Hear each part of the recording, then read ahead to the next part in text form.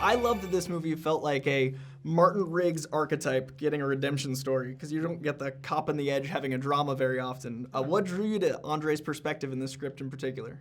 Well, this is, we've said this is the kind of movie that we love to make, and it's the kind of movie we love to watch. We grew up on films like this. French Connection and Justice for All, Taking in Pelham 1, 2, 3. Complicated, law/criminal stories that, where nothing is black and white, and it has a social context to it. The story is really about justice and his character. Can his character, bridge emotion and duty, and that's really the essence of what the film is about. So that's the exciting part of it to us, is that it's thematic.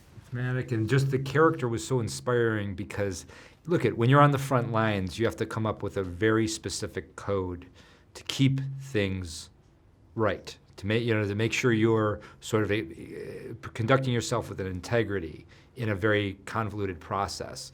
And Andre is like better than any other cop. He's pulling that off in a way that's putting him in the most difficult situations that cops face. And it was just fascinating to explore that character and figure out how he actually does that. And this is that beautifully rare mid-budget police drama thriller that I loved growing up on, that people claim can't be made. And Deadly Class is an unadaptable comic you guys adapted perfectly. I love what you did with Deadly Class. Yeah. Was the purpose of Agbo to make these productions that can't get made and try to make things happen that people claim? It was to make things that we care about, yeah, and that we're passionate about, and that we love. We grew up as cinephiles. That's really our experience in the film business. We weren't shooting movies in our backyard like Spielberg. We were watching movies, and Anthony and I were having, in-depth, heated conversations about them when they were over. So we like to make films that people can then not only enjoy, and it's exciting, and it's got twists and turns, and the action's great, and the acting's incredible, and the script is great, but you can walk out after and have some brain food and think about the social context of this movie and what it's trying to say about the world today and how complicated the world is. Because everyone in this film, every character has a motivation for what they're doing, and you can either believe that motivation or not.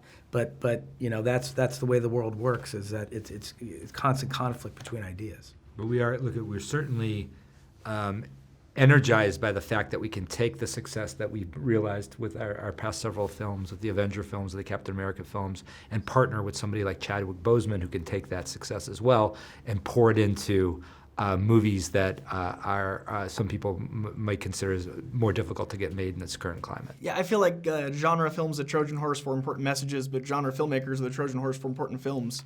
Like, you can get those movies made that weren't getting made before, and I feel like this is one of those, and I love the whole ride. Now, the cast is insane, and it's always great to see Taylor Kitsch on screen. J.K. Simmons is a delight, and Chadwick Boseman is just a powerhouse here. Were any of those actors in mind from the moment you started in production? Certainly Chadwick was the cornerstone to the whole thing, and we approached Chadwick very early on. Joe and I were introduced to this. Still rewrites on the script. Exactly. Joe and I were introduced to this project, basically at a concept phase where, it was just an irresistible premise for a film where a crime gets committed, its nature and severity is such that they are going to actually lock down the entire island of Manhattan for a manhunt over one night. And that sort of, again, being fans of genre, just that hook had us intrigued. And we began building from there and thinking about who this officer would be at the center of the whole thing that we can build this whole narrative around. I think Chadwick came up very early on, and we ended up floating an early draft of the script by him. And he ended up being so intrigued he wanted to come on and co-produce with us, which was amazing. That's incredible. Yeah. With the Boston Marathon, this is a very similar story to like a real-life incident. Like, we shut down Boston and we had a manhunt and pushed people out. Was there any real-life influences in your life that inspired you to want to make a movie like this? Did anything occur that you wanted to make a police thriller so gritty and visceral? Again, I think it's just these kinds of films allow for certain themes to be examined that you can't examine in other kinds of movies, especially current themes. And I think that what's fascinating about the story is that it's a pressure cooker, and that there's a plausibility that on a weeknight, that with that said, the sort of severity of this crime, that you could potentially close Manhattan from 1 to 4 or 5 in the morning and try to flush out some very important criminals. And I think that ultimately that, at the end of the day, is what drove to the project. Yeah.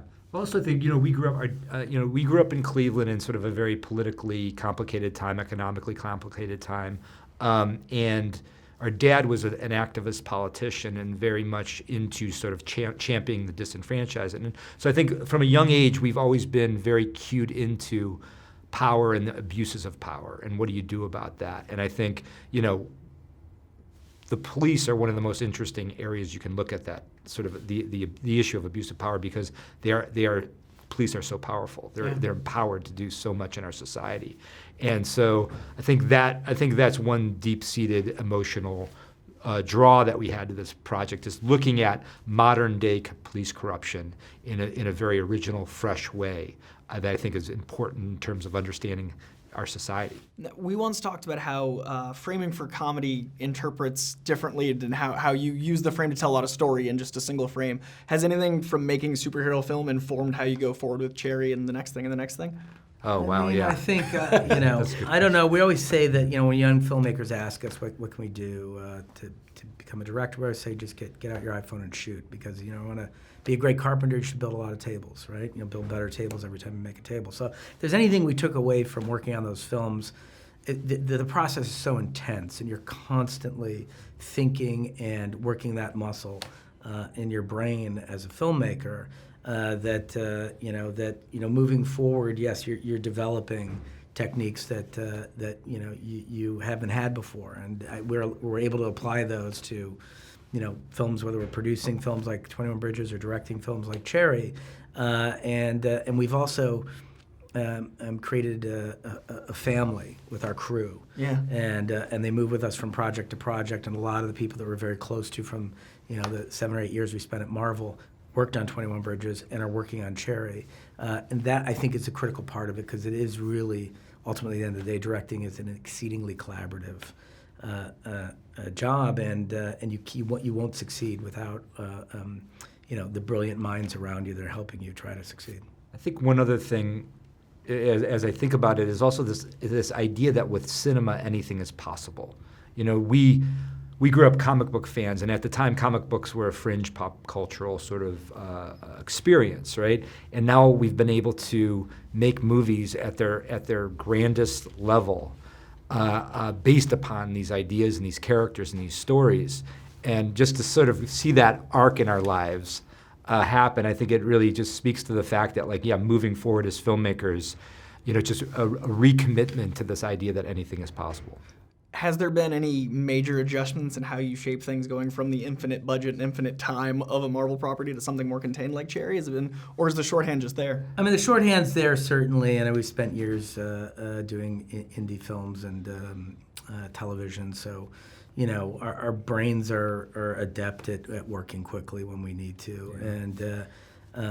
And I think that with 21 Bridges and with Cherry, we're getting everything that we want to get, irrespective of the limitations. And limitations on budget drive creativity; they really do. And some of our best work has been done under incredible duress. And so we look forward to the moments when you get put inside a financial box, because typically you'll make very creative decisions in order to solve problems. Well, and I'll also add this: no matter how much money we had making the Avenger movies, at some point you always run out of money. Sure. Somebody comes in and says, wait a second. That's it. Exactly. There's that line. Now, the internet was shocked and surprised by Tom Holland's haircut for Cherry, which I loved seeing that insanity. Was there anything on this experience that shocked and surprised you yet? Has there been a performance, a day of shooting on Cherry? On Cherry? That was shocking or surprising? Oh, man. I mean, the whole thing is shocking and surprising. If you read the book, I mean, it's a very controversial book. It's about the opioid crisis. We're from Ohio, area of the country is considered ground zero for the crisis. We've had a lot of people close to us die because of it. So I think the subject matter is difficult. We're dealing with PTSD, the Iraq War, the legacy of that war. Heroin abuse, opioid prescriptions. Criminality, it's a very complicated character. I will say this, Tom Holland is killing it. He's just kicking ass in this role. And we couldn't be more proud of him. And it's as complicated a role as an actor can play, and he's just doing a spectacular job.